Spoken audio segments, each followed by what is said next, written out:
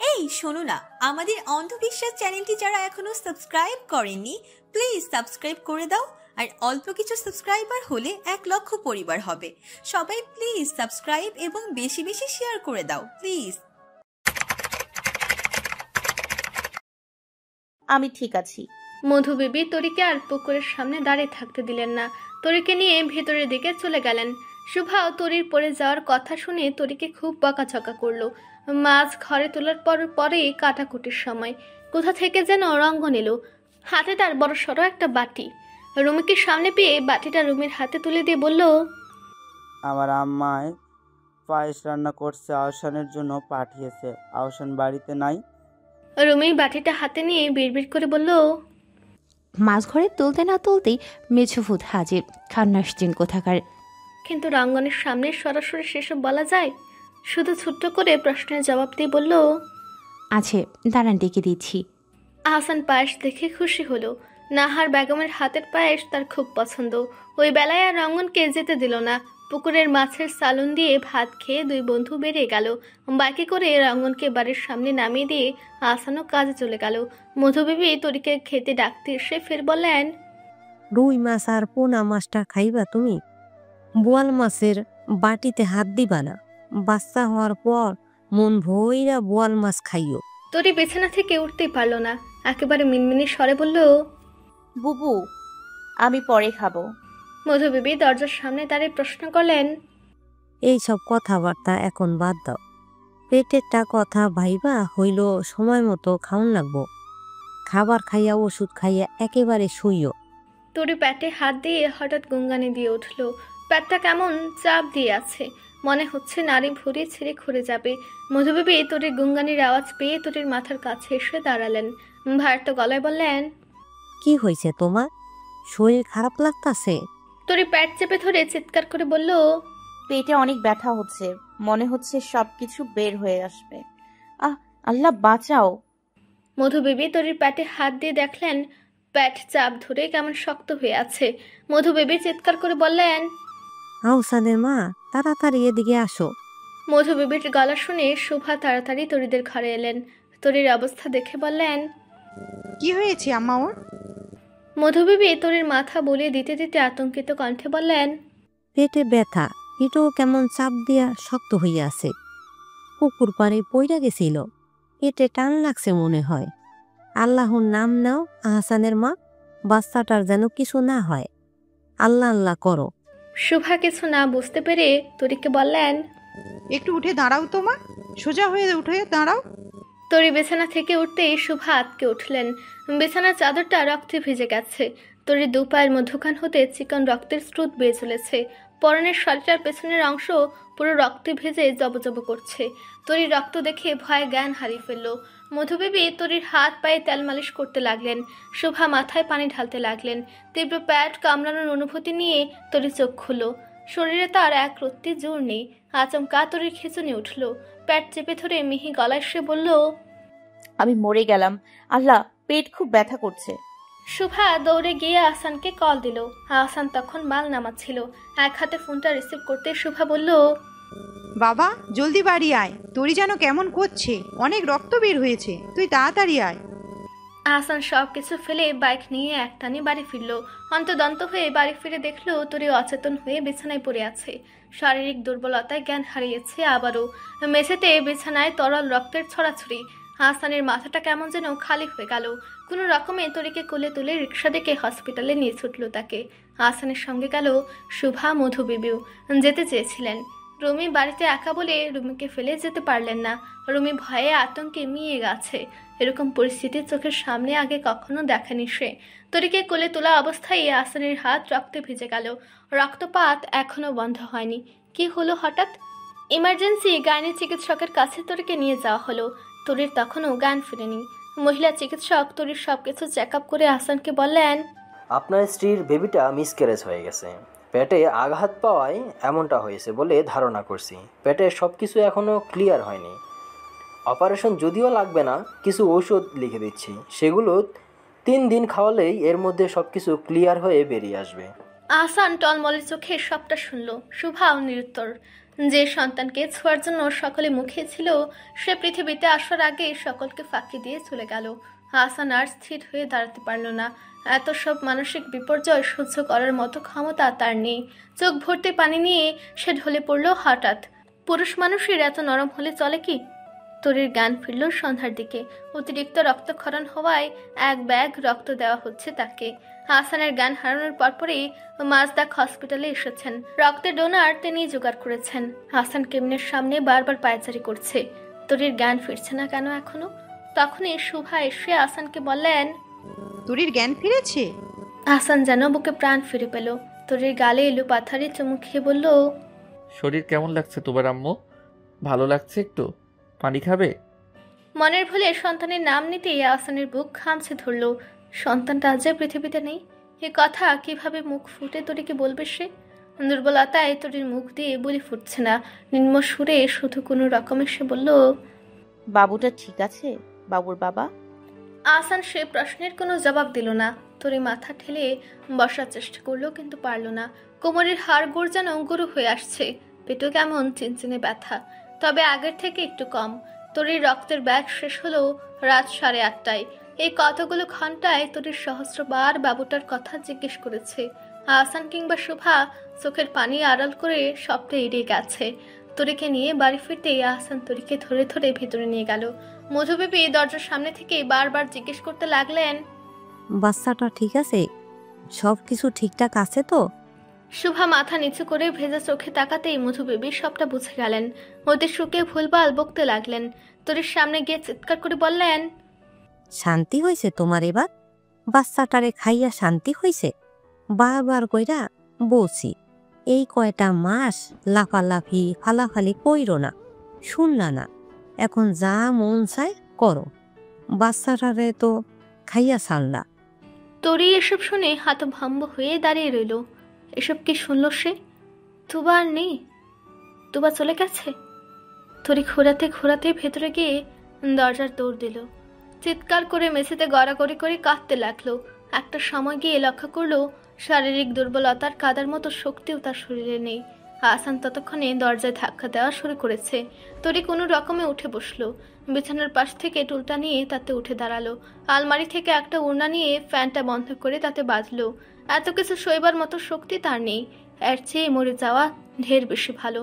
টুলটায় দাঁড়িয়ে গলায় ফাঁস দেওয়ার ঠিক অন্তিম মুহূর্তে দরজা ভেঙে আহসান ঘরে ঢুকলো। ভেতরে দৃশ্যপট দেখে কিছু বুঝতে আর বাকি নেই তার। শুভা আর আহসান দৌড়ে গিয়ে তরিকে সেখান থেকে নামালো। নিচে নেমে দাঁড়াতেই তরি আবার জ্ঞান হারালো। আহসান কোনো রকমে বিছানাটা ঠিক করে তরিকে সেখানে শোয়ালো। বড্ড হাঁসফাঁস লাগছে। বুকের ভেতরটায় কেমন খা খা করছে। পেট অবশ হয়ে যাওয়ার মতো ব্যথায় তরির জ্ঞান ফিরল। শরীরে এক রক্তি শক্তি অবশিষ্ট নেই। মাথাটা কেমন যেন ঘুরছে। তলপেটে চিনচিনে ব্যথায় তরি আবারও পাশ ফিরে শোয়ার চেষ্টা করলো। আহসান প্লেটে তরির জন্য ভাত নিয়ে ঘরে ঢুকলো। তরির মুখে খাবার পরে দিতে চাইলে তরি মুখ সরিয়ে নিয়ে বলল, আমি খাবো না, নিয়ে যান এগুলো। আহসান তরির বারণ শুনল না। জোর করে তরির মুখে খাবার দিতে চাইলে তরি চিৎকার করে বলল, বললাম তো খাবো না। আপনারা কেন আমার কথা কেউ শুনছেন না? বাবুটাও আমার কথা শুনলো না। কত আদর করে আগলে রেখেছিলাম, অভিমান করে চলে গেল। সবাই আমাকে ছেড়ে চলে যায়, সবাই চলে যায়। আমি কি করেছি আহসান? বাবা চলে গেল আমাকে ছেড়ে। বাবুও আম্মুকে বুঝলো না। আমাকে কেউ কেন ভালোবাসে না? সবাই কেন দূরে সরিয়ে দিয়ে পালিয়ে যায়? আহসান কোনো জবাব দিল না। হাত দিয়ে ভেজা চোখটা মুছে নিল। তরি আহসানের বুকে মাথা রাখলো। স্বামী স্ত্রী উভয়ের চোখের পানি। তরির চোখের পানিতে আহসানের যে বুক ভেসে যাচ্ছে তা কি জানে তরি? তরি কাঁদতে কাঁদতে বলল, বাবুটা যখন এলো আমি খুব কেঁদেছিলাম। কেন কেঁদেছিলাম তা জানি না। ভয় হতো বাবুর কথা শুনে যদি আমার আদরের ভাগ কমে যায়। মনে মনে খুব রাগ হয়েছিল বাবুর ওপরে। বাবুটা পরে এলেও তো পারতো, কিন্তু পরে রাগটা যে কোথায় গায়েব হয়ে গেল। সারা দিন আমি মনে মনে বাবুর সঙ্গে গল্প করতাম, বাবুকে গান গেয়ে ঘুম পাড়াতাম। বাবু বোধ হয় আমার সঙ্গে রাগ করেই চলে গেছে। বাবু কেন চলে গেল? আমি তো ওকে খুব ভালোবাসতাম। বাবু কেন মাকে বুঝলো না? কেন অভিমান করলো? আহসান কোনো জবাব দিতে পারল না। আহসানের চোখের পানিতে বালিশটা কেমন ভিজে যাচ্ছে। আহসান বিড়বিড় করে শুধু বলল, বাবা আর আম্মু তোমাকে অনেক ভালোবাসি তুবা। তুমি কেন মিছে রাগ করে চলে বাবা? দিলশান, নিজের নাম কোনো ভরাট পুরুষালী কণ্ঠে শুনতে পেয়ে দিলশান পিছু ফিরে তাকালো। কেউ না কাঙ্ক্ষিত এক সাক্ষাৎ, যাকে দিলশান এই স্থানে কখনো ভাবেনি, সে আজ দিলশানের দুয়ারে করা নাড়ছে। দিলশান ধ্যান জ্ঞান বাতিয়ে এক দৃষ্টিতে তাকিয়ে রইল। দিলশানের সামনে উপস্থিত ব্যক্তিটি আর কেউ নয়, তার নাম সৌম্য শিকদার, যাকে দিলশান মন প্রাণ উজাড় করে দিয়ে এসেছে। দিলশান জড় বস্তুর মতো অসাড় হয়ে দাঁড়িয়ে রইল। সৌম্য এগিয়ে এসে বলল, কেমন আছো স্বপ্ননগরীর দিলশান হায়াত? দিলশান তার ছেলে সুরে বলল, ভালো। তুমি তুমি এখানে কেন? আমার স্কুল চিনলে কিভাবে? সৌম্য নির্দ্বিধায় বলল, মনের সংযোগ, যার প্রতি টান থাকে তার খবর ঠিকই কান অবধি চলে আসে। এতদিন প্রয়োজন বোধ করিনি, তাই কখনো তোমার কাছে আসিনি। এখন প্রয়োজন বোধ করছি, তাই এসেছি। দিলশান দীর্ঘশ্বাস ফেলে বলল, তবে নিজের প্রয়োজনই টানছ? সৌম্য জবাবে বলল, তা বলতে পারো। নিজের লাভ নিজের ভালো পাগলও বোঝে। তোমার সঙ্গে আমার স্বার্থ জড়িয়ে আছে দিলশান, নিজের স্বার্থের জোরেই কাছে টানছি। দিলশান ঠোঁট কামড়ে উত্তর দিল, আমার কাছে তোমাকে দেওয়ার মতো কিছুই নেই সৌম্য। আর স্বার্থ? তোমার কি এমন স্বার্থ আমার সঙ্গে জড়িয়ে আছে সৌম্য? সৌম্য দিলশানের কিছুটা কাছে গেল। স্কুল ছুটি হয়ে গেছে, আশেপাশে বাচ্চাদের কলরবে আওয়াজও শোনা যাচ্ছে। চারিপাশে কেমন শুনশান নীরবতা। এর মধ্যে সৌম্য বলল, তোমাকে আমি ভালোবাসি, যাকে আমি ভালোবাসি তার সঙ্গে আমি সুখী থাকব, এটাই আমার স্বার্থ। এই স্বার্থের আবর্তনে তাই তোমাকেই খুঁজে পেতে চাইছি। দিলশানের চোখ ভিজে আসছে। সৌম্য তার এত কাছের কবে হয়ে উঠল, কিন্তু সৌম্যের জীবনটা নষ্ট করার অধিকার তার নেই। সৌম্য তার কাছ থেকে প্রাপ্য সুখটুকু কখনোই যে পাবে না। দিলশান শুধু চোখের অশ্রুটুকু আড়াল করতে করতে বলল, সৌম্য, আমরা একটু কোথাও বসি, নিরিবিলি জায়গা হলে সবচেয়ে ভালো হয়। আমার কিছু কথা ছিল তোমার সঙ্গে। সৌম্য যেন আকাশের চাঁদ পেল হাতে। কিছু বলার আগে দিলশানি নিজে একটা রিক্সা দাঁড় করিয়ে উঠে পড়ল সেটাতে। সময়টা তখন দুপুর 2টো। অনেকটা নীরবই বলা চলে চারপাশটা। দিলশান কফিতে চুমুক দিল। ছোট্ট একটা ক্যাফেটেরিয়াতে বসেছে তারা। গ্রাম্য এলাকা বিধায় মানুষের আনাগোনা এবং ফ্যাসিলিটি দুটোই খুব কম। সৌম্য গভীর মনোযোগ দিয়ে দিলশানকে পর্যবেক্ষণ করছে। দিলশান ছোট্ট ঢুক গেলে বলল, নতুন করে তোমাকে আর কোনো সাফাই দিতে চাইবো না। আমার একটা মিসক্যারেজ ছিল, 5.5 মাসের ছিল বেবিটা। মিসক্যারেজ হওয়ার পর দেখি অনিয়মিত পিরিয়ড সহ চকলেট সিস্টে ভুগছি। তুমি শিক্ষিত মানুষ, তাই এসব লুকানোর কিছুই নেই। ভবিষ্যতে আমার মা হতে পারার সম্ভাবনা খুবই কম। ডক্টর বলেছেন বাচ্চার আশা ছেড়ে দিতে। আমিও জীবনে বড়সড় একটা ধাক্কা গিয়েছি, তাই সেসব নিয়ে এখন বাবা ছেড়ে দিয়েছি। তুমি একটা অবিবাহিত ছেলে সৌম্য, তোমার ফ্যামিলির তোমার কাছ থেকে কিছু এক্সপেকটেশন আছে। তোমার একজন সন্তানের বাবা হওয়ার পূর্ণ অধিকার আছে। আমি কখনো তোমাকে সন্তান সুখ দিতে পারবো না। তুমি কেন মিছে আশায় এখনো বুক পেতে রয়েছ? ভুলে গিয়ে একটু নতুন করে শুরু করো। সমাজের ব্যাপারেও কিছু ভাবো, সমাজ কি বলবে? সৌম্য কড়া গলায় বলল, সমাজ, ফ্যামিলি এসব আমি সামলে নিব। সমাজের দ্বার আমি কখনোই দাঁড়িনি, ভবিষ্যতেও দাঁড়ব না।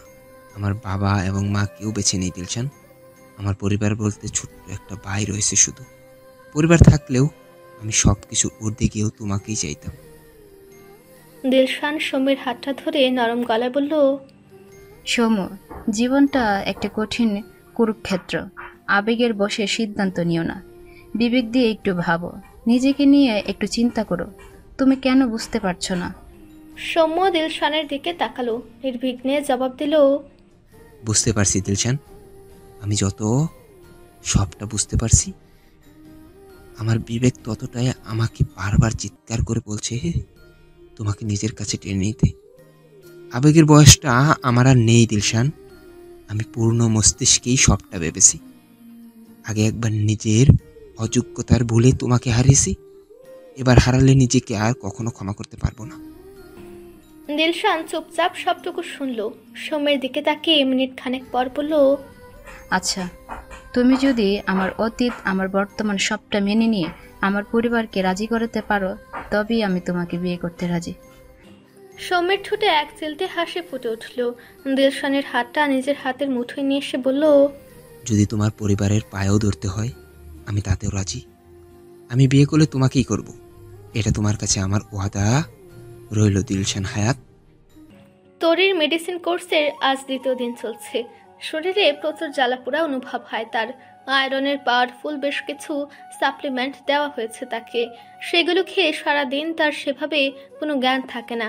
ঘুমের ঘুরে ঘুরে দিন কেটে রাত হয়ে যায়। তবুও যতটুকু সময় সে জাগ্রত থাকে, চোখের পানির বাঁধ বন্ধ হয় না। মধুবেবী অনুশোচনা ও অন্তর্দহনে পুরে নিজের ভুলটা বুঝতে পেরেছেন। তরিকে সেদিন এমন একটা পরিস্থিতিতে ওসব বলা তার একদমই উচিত হয়নি। কাল রাতে যখন তরি শুভার পায়ে মাথা গুজে ফুপে ফুপে কাঁদছিল, মধুবেবী তখন বিবেকের দংশনে তরির কাছে ছুটে গিয়েছেন। তরির মাথা নিজের বুকে চেপে ধরে বলেছেন, মা গো, আল্লাহর মাল আল্লাহ নিয়ে গেছে, বান্দায় কি আর বান্দা দিতে পারে? আল্লাহ তোমারে পরীক্ষা করছে, আল্লাহর উপরে ধৈর্য ধরো, তাওয়াক্কুল রাখো মা। আল্লাহ তোমার থেকে যা নিয়ে গেছে তার চেয়ে তোমারে অনেক বেশি দিব। তোমার এই সন্তানে কিয়ামতের দিন তোমারে জান্নাত নিয়ে যাইব। জন্ম মৃত্যু মালিক হইল গিয়া আল্লাহ, সে যদি না দিতে চায় তুমি কি জোর কইরা কিছু করতে পারবা? আল্লাহর উপরে ভরসা কইরা মাইনা নাও, আল্লাহ তোমার জন্য এর চেয়েও ভালো কিছু রাখছে। মধুবেবীর নরম সুরে বলা কথাগুলো শুনে তরি সত্যি সত্যি খুব শান্তি পেয়েছিল। রব কি তরির পরীক্ষা নিলেন? সত্যি কি এর চেয়ে ভালো কিছু তরিকে ফিরিয়ে দিবেন? হাসান কাজ শেষ করে বাড়ি ফিরল রাত 9টায়। তরির প্রতি বিশেষ যত্নশীল সে। হাসান বাড়িতে থাকলে বেলার ওষুধ বেলা নিজেই এগিয়ে দেয় তরিকে। সে বাড়িতে অনুপস্থিত থাকলে সুভাকে সবটা বুঝিয়ে দেয়। তরির মন ভালো করার খুব চেষ্টা করে সে। হাসান নিজেকে সাবলে নিয়েছে অনেকটাই। যা হয় ভালোর জন্যই হয়। সৃষ্টিকর্তার সিদ্ধান্ত সবচেয়ে সঠিক সিদ্ধান্ত। এর উপরে মানুষের কোনো মতামত চলে না। হাসান একটা সাদা ছোট্ট প্যাকেট হাতে ঘরে ঢুকলো। তরি আহসানকে দেখা মাত্রই হেলান দিয়ে বসলো। চোখ ভর্তি ক্লান্তি আর দুর্বলতা নিয়ে বলল, আমার আজ এত দেরি হলো যে? হাসান ছোট্ট প্যাকেটটা তরির দিকে বাড়িয়ে দিয়ে বলল, কাজ শেষ হতে হতে দেরি হয়ে গেছে। তোমার জন্য একটা জিনিস এনেছি তরি, খুলে দেখো পছন্দ হয় কিনা। তরি কাপা হাতে ব্যাগটা কোনো মতে তুলে ধরে বলল, আপনার আজ এত দেরি হলো যে? তরি কাপা হাতে ব্যাগটা কোনো মতে তুলে ধরে বলল, কি আছে এতে? আহসান গামছায় মুখ মুছতে মুছতে বলল, একটা মোবাইল ফোন। আমার ইচ্ছে ছিল তোমাকে ভালো একটা ভার্সিটি অ্যাডমিশন কোচিংয়ে ভর্তি করিয়ে দিব, কিন্তু আমাদের এদিকে সেরকম ভালো অ্যাডমিশন কোচিং সেন্টার নেই, যেগুলো আছে তাও নিম্নমানের। তাই একটা মোবাইল কিনে এনেছি। তুমি বাড়িতেই বসে বসে অনলাইনের ক্লাস করবে, আমি তোমাকে ভালো দেখে কোর্স কিনে দেব। তোমার শরীরটাও সেভাবে ভালো নেই, ক্লাস করতে গিয়ে এত দৌড়ঝাঁপ সহ্য হবে না। মোবাইলটা ব্যবহার করে জানিও কেমন লেগেছে। যদিও খুব বেশি দামি না ফোনটা, আসলে তোমার গরিব বরের সামর্থ্য এর থেকে বেশি নেই। তরি ফোনটা খুলেও দেখলো না। মন শরীর কোনোটাই সায় দিল না। পরিস্থিতি এমনটা না হলে অবশ্যই ফোনটা দেখে মনে ভীষণ আনন্দ হতো। আহসানকে জড়িয়ে ধরে চুমুটুমু খেয়েও ফেলতে পারত। তরি ফোনের ব্যাগটা বিছানার উপরে রেখে বলল, আপনি আমায় ভালোবেসে যা দেবেন আমি খুশি মনে গ্রহণ করব। সবাই নিজের পছন্দের মানুষকে নিজের সর্বোচ্চটাই দেওয়ার চেষ্টা করে। আপনি যাই দেবেন না কেন আমাকে, আমি কখনোই সেটার মূল্য বিবেচনা করতে পারবো না। ভালোবাসা কি কখনো মূল্যে অর্থে পরিমাপ করা যায়? আহসান তরির দিকে অপলক ভাবে তাকিয়ে রইল। তরি কবে এত বড় হয়ে গেল?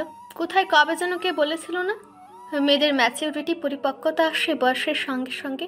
সে একদম ভুল বলেছিল। মেয়েদের ম্যাচিউরিটি পরিপক্কতা আসে ভালোবাসার মানুষের সঙ্গে থাকলে। আহসানের ভাবনার মাঝেই তরি মৃদু আর্তনাদ করে উঠে দাঁড়ালো। দুপার মধুকান হতে চিকন রক্তের স্রোত বয়ে চলেছে।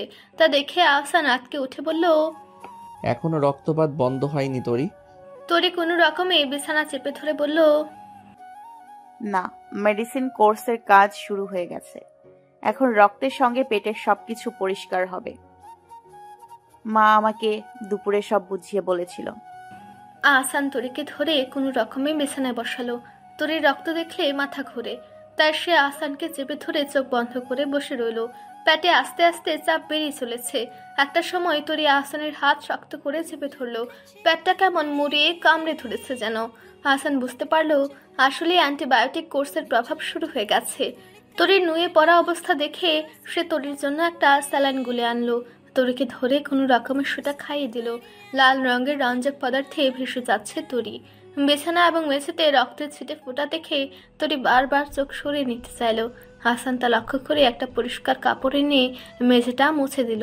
তরি প্যার ধরে উঠে দাঁড়িয়ে হাসানের হাত থেকে কাপড়টা ছিনিয়ে নিয়ে বলল, একে আপনি কেন এসব করছেন? একটু অপেক্ষা করুন, ব্লিডিং কমলে আমি মেঝেটা মুছে ফেলবো। সারাদিনের কাজ শেষে বাড়ি ফিরেছেন, আমি করে নিব সবটা, আপনি এখন বিশ্রাম করুন। আহসান তরির হাত থেকে কাপড়টা নিয়ে বলল, তুমি বিশ্রাম করো তরি, তুমি অসুস্থ, আমি অসুস্থ নই, আমার বিশ্রামের কোনো প্রয়োজন নেই। তোমার জীবনের কঠিন মুহূর্তেই যদি আমি তোমার পাশে দাঁড়াতে না পারি তবে আমি কেমন স্বামী? সম্পর্ক শুধু দায়িত্বের খাতিরে গড়ে ওঠে না তরি। শুধুমাত্র ভাত কাপড়ের জন্য তোমার বাবা মা ভরসা করে তোমাকে আমার কাছে দেননি।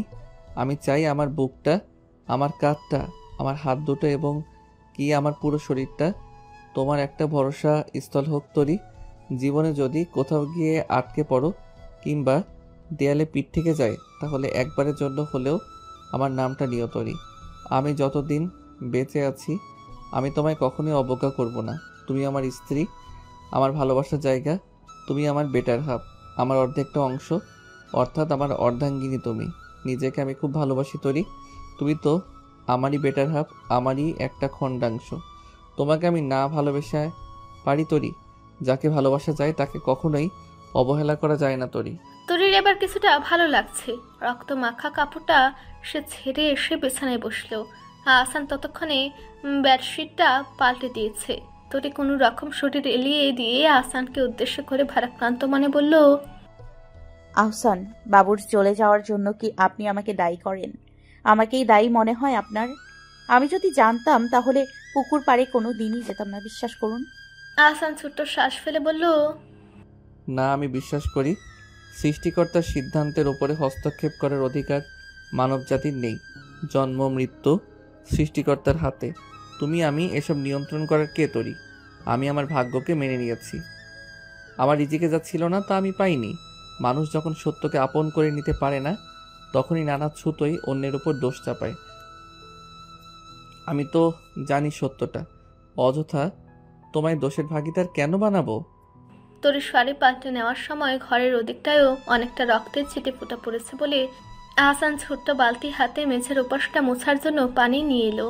মেঝে মোছার সময় সে লক্ষ্য করলো মেঝেতে রক্তসহ একদলা মাংস। আহসান তরির অগোচরে দলাসহ মাংসপিণ্ডটাকে বুকে আগলে ধরল। এটা তার সন্তান, তার তুবা। কে জানে আদৌ তুবা কিনা? সন্তানের লিঙ্গ নির্ধারণের আগেই তো সে চলে গেল।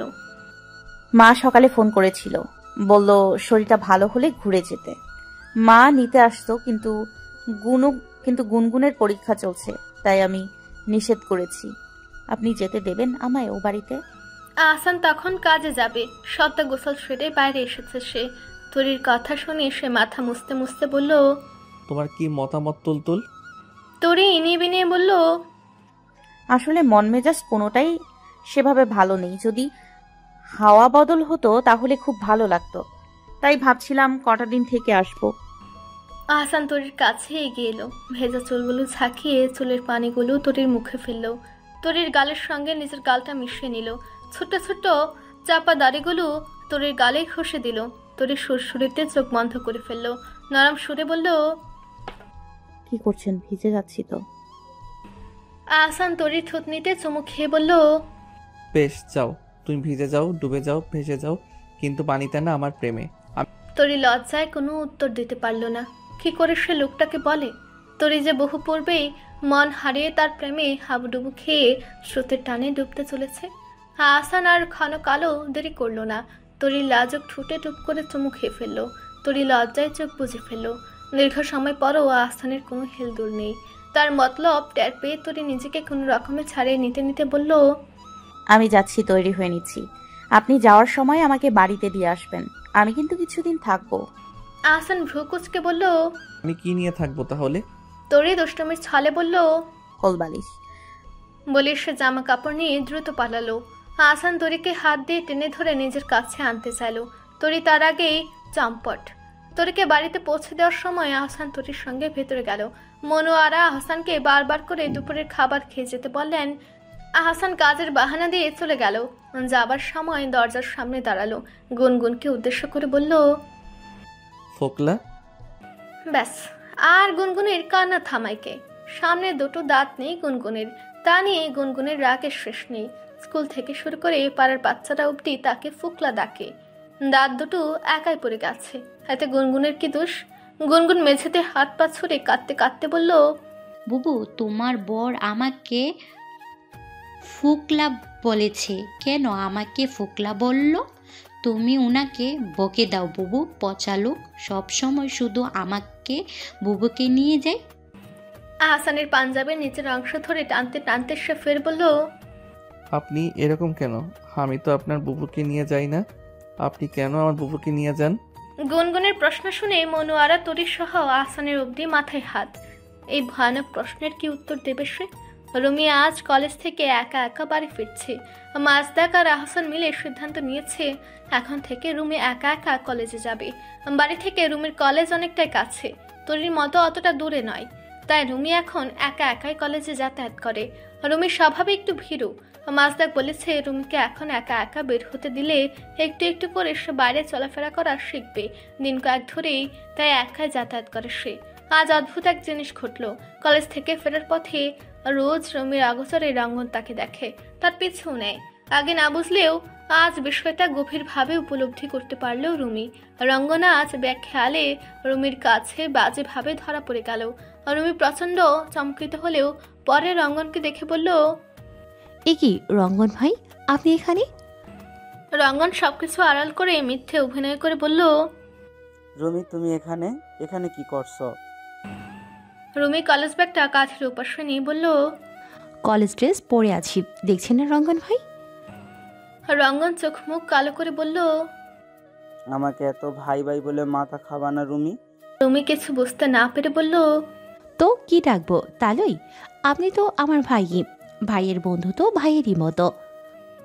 রঙ্গন মনে মনে বিড়বিড় করে বলল, ভাইয়ের মতো আর ভাইয়ের মধ্যে তফাৎ আছে রে বউ। তোর অল্প মগজের মাথায় এই কথা ঢুকবে না। শুনতে চাই জামাই খোদাই সোনার ভাই, কপালের মধ্যে আমার জুতার বাড়ি। রঙ্গনকে বিড়বিড় করতে দেখে রুমি আর দাঁড়ালো না। দুপুর হয়ে যাচ্ছে তাই সে বাড়ির পথে হাঁটা ধরলো। রঙ্গনী তাকে চলে যেতে দেখে দৌড়ে এসে বলল, কোথায় যাচ্ছ তুমি? রুমি দ্রুত পা চালাতে চালাতে বলল, বাড়িতে। আর কোথায় যাব রঙ্গন ভাইয়া? রঙ্গন কপাল ঠোঁট কুচকে বলল, দরকার হইলে কলিজার মধ্যে উইঠা একটা ফাল মারো রুমি, তাও কানের কাছে আইসা ভাই ভাই কইরা চিল্লাইও না, আমার মন নষ্ট। আমি তোমারে মোটেও ভাইয়ের চোখে দেখি না। কথাটা বলে রঙ্গন আর 1 মিনিটও দাঁড়ালো না। রুমি ঠিক উল্টো পথে হাঁটা ধরলো। রুমির আক্কেল গরম হয়ে দাঁড়িয়ে রইল। হলো কি এটা? পাগলা এত রেগে গেল কেন? রঙ্গন তেড়ে ফুরে বাড়িতে ঢুকেই উঠোনের চাপ কলে মাথা দিয়ে বসে রইল।